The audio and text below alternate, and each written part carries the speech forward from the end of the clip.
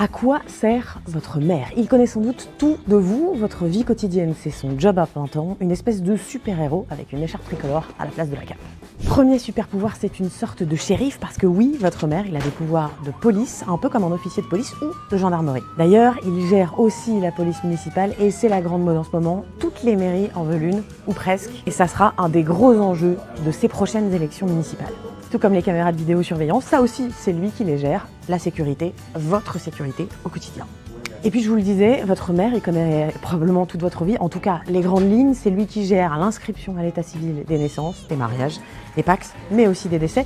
Il gère aussi vos passeports, vos cartes grises, vos cartes d'identité. Entre parenthèses, si ça met du temps, beaucoup de temps, ça n'est pas forcément de sa faute, il faut plutôt regarder du côté de l'administration française. Que vous viviez dans un immeuble ou dans une maison, c'est sans doute grâce à lui, parce que c'est lui aussi qui délivre les permis de construire. Vous êtes forcément allé à l'école un jour, ou alors vos enfants y vont. Ça aussi, c'est la compétence du maire. Entre parenthèses, les collèges et les lycées, c'est les compétences des départements et des régions.